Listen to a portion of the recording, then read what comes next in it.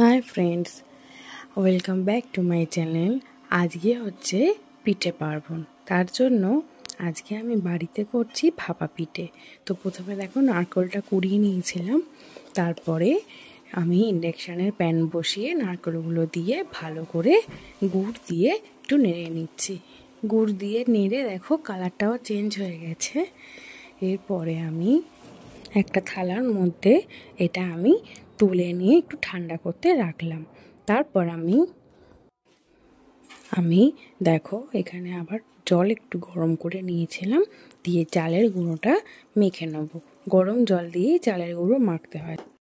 তো আমার চালের গুঁড়োটা দেখো মাখা হয়ে গেছে জল দিয়ে। এবার আমি ছোট ছোট করে লেচি করে নিয়েছি।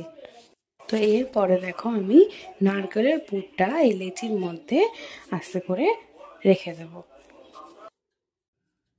এবার এটাকে সুন্দর করে মুড়িয়ে দেবো। তোমরা তোমাদের মতো ডিজাইন করবে, আমি যেরকম পারি সেরকমভাবে ডিজাইনটা করার চেষ্টা করেছি। তো এরকমভাবে এটাকে মুড়িয়ে নিতে হবে মুখটা, যাতে নারকেল ভেতর থেকে ছেড়ে বেরিয়ে না যায়।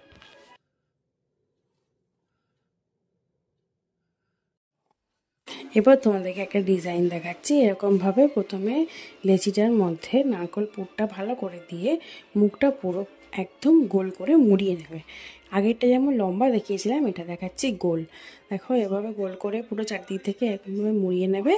দিয়ে একটা ছুরি লাগবে তোমাদের, এই ছুরিটা নিয়ে এইবারে এই চারদিক থেকে হালকা হাতে একটু দাগ দাগ মতো দিয়ে দেবে। দেখো আমি যেরকমভাবে দিচ্ছি ঠিক ওই রকমভাবে দাগ দাগ মতো করে দিয়ে দেবে। দিয়ে তারপরে দেখো এইরকমভাবে এই দাগগুলো ধরে ধরে এগুলো মুড়িয়ে দেবে। দেখো দেখতে কি সুন্দর ফুলের মতো হয়েছে। তোমরা যদি চাও তাহলে এইরকম ডিজাইনও করতে পারো। আমি কয়েকটা করেছিলাম এরকম ডিজাইন, তাই তোমাদেরকে একটু সহজ একটা ডিজাইন দেখিয়ে দিই।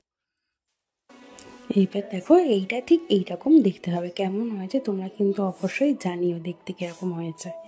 এবার আমি স্টিমেকের মধ্যে দেখো একটা একটা করে এরকম পুলি পিঠে সাজিয়ে দিলাম। এরপর এটাকে ভাপে বসিয়ে দেবো।